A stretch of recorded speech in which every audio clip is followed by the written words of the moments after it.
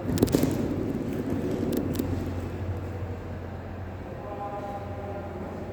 morning, students. It is class 8, subject science, chapter 8. Today topic is parts of the cell.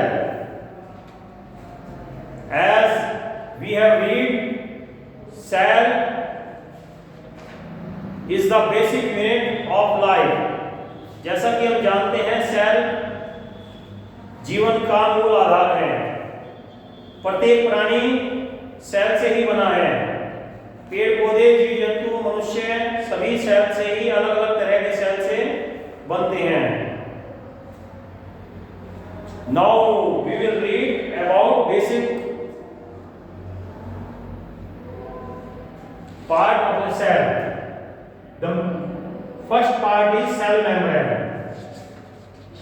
According to its name, a cell membrane is a thin, delicate membrane which separates the inner content of the cell from the outer medium. Cell membrane is present in both plant and animal. It is living, elastic, porous, made up of protein and lipid fats.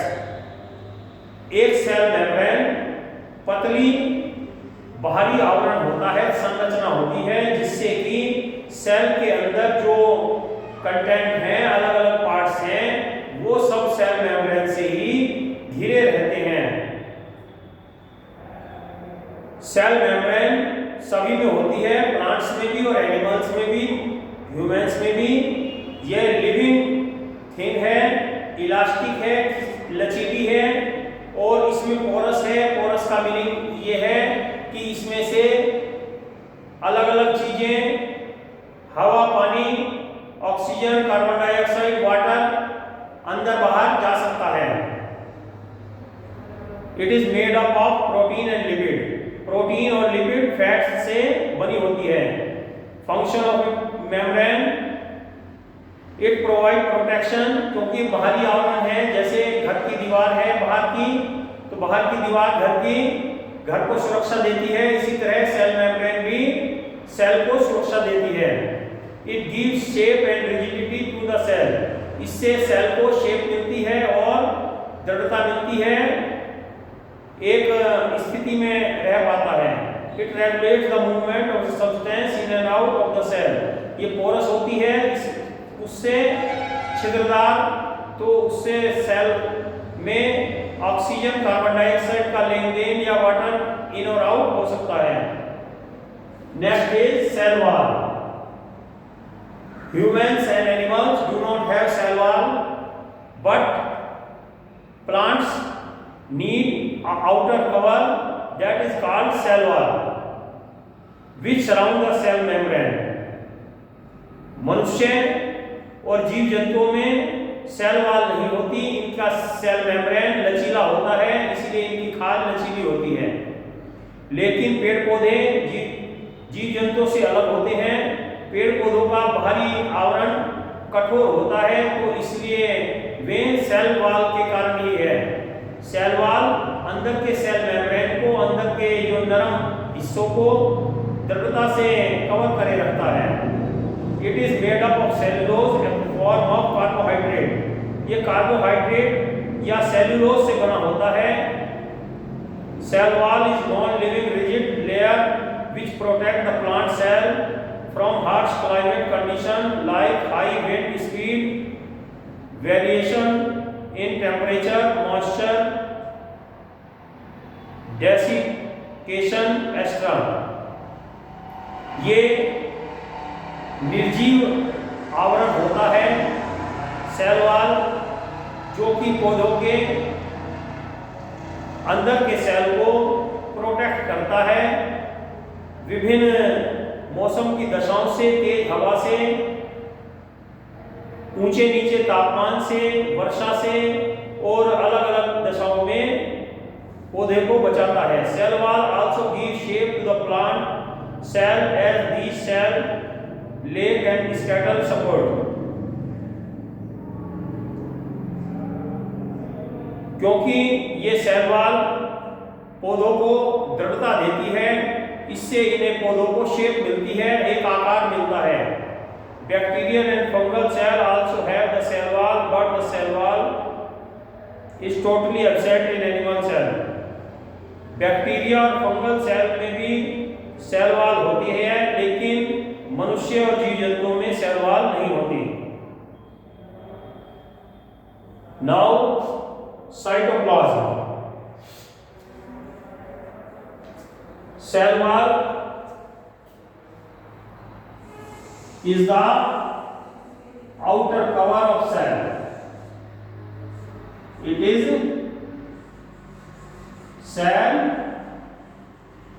membrane. इसके अंदर that is called nucleus. It is nucleus and it is cytoplasm. Cell के अंदर, cell की जो बाहरी दीवार है उसे सेल मेम्ब्रेन कहते हैं, और सेल मेम्ब्रेन के अंदर जो लिक्विड भरा रहता है, the part of cell between cell membrane and nuclear membrane is called cytoplasm. इसमें जो लिक्विड भरा रहता है उसे साइटोप्लाज्म कहते हैं। Cytoplasm consist of matrix and the organelle. इसमें अलग अलग पार्ट्स होते हैं, छोटे छोटे चीजें अलग अलग होती हैं। The matrix is a transparent semi fluid और जेल लाइक सब्सटेंस। ये लिक्विड, जेल जैसा लिक्विड होता है। It contains various substance such as water, carbohydrate, protein, fat and mineral salt. और इसमें पानी, कार्बोहाइड्रेट, प्रोटीन, फैट और मिनरल मिले रहते हैं साइटोप्लाज्म में। Cell organelle are the different structure present inside a cell which perform different function. और इसके साइटोप्लाज्म में छोटे छोटे ऑर्गेनल या अलग अलग अंग घूमते रहते हैं सेल के, जो कि अलग अलग कार्य करते हैं। Cell organelle are found embedded in the cytoplasm, और वे साइटोप्लाज्म में फ्रीली घूमते हैं। They have definite shape, structure and function. उनके अलग अलग काम होते हैं। All the metabolic activities of the cell such as synthesis, secretion, digestion and energy generation are performed by different cell organelles. इसमें अलग अलग अंगों से अलग अलग कार्य होता है। The cell organelles present in cytoplasm are mitochondria. इसमें छोटे छोटे, इसे माइटोकाइंडिया कहते हैं। और इसके अलावा राइबोसोम,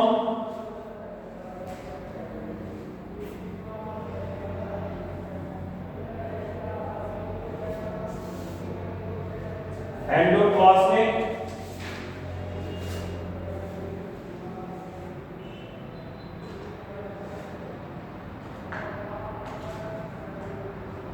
गोल्गी बॉडीज,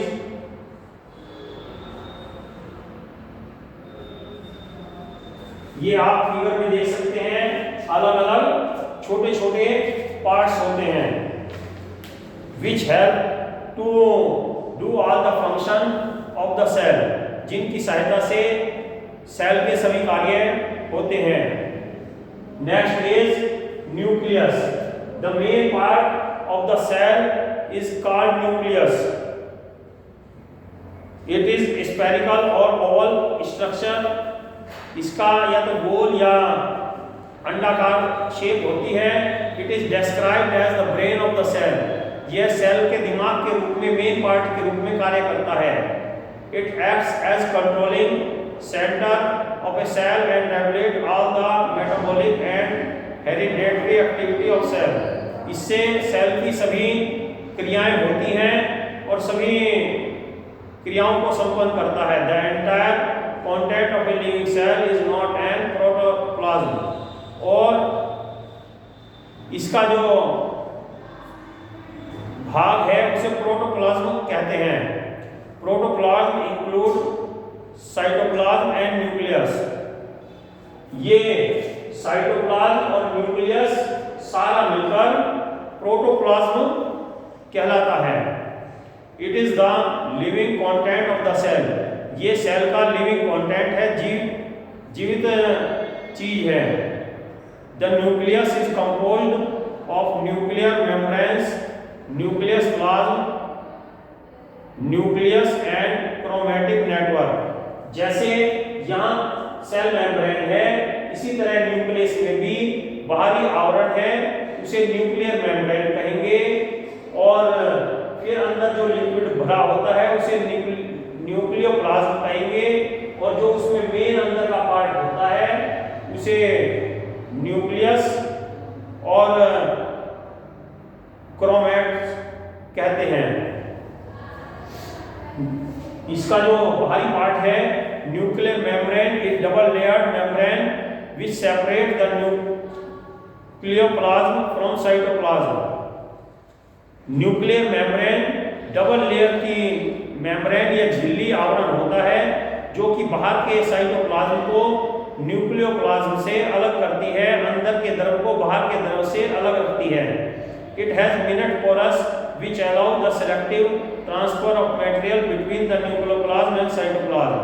इसमें भी बारीक छिद्र होते हैं, जरूरत के समय उन छिद्रों से जरूरी चीजें अंदर बाहर जा सकती हैं, ऑक्सीजन वगैरह।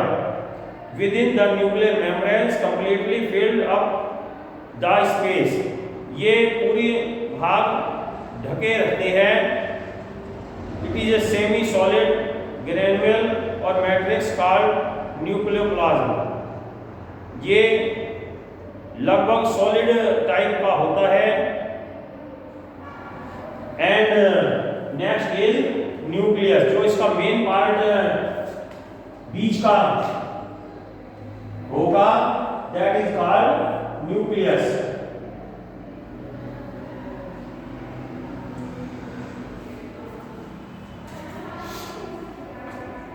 It is a spherical granule found in the nucleus.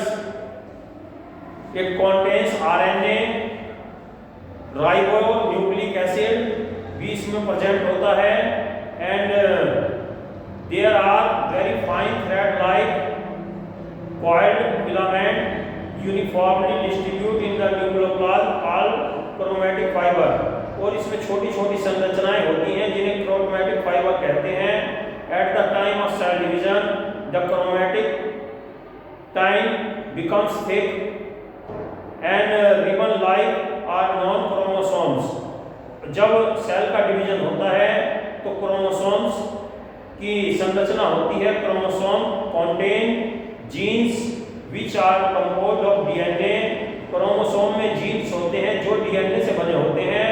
Jeans are responsible for transfer of characters from parent to the offspring। Genes ही अपने माता पिता के गुण बच्चों तक ले जाते हैं। Genes are meant for storing and transmitting hereditary characteristics from one generation to another। एक पीढ़ी से दूसरी पीढ़ी में जो गुण माँ बाप के दादा परदादा के हैं वो जीन्स के द्वारा ही बच्चों को मिलते हैं। A gene is the functional unit of chromosome।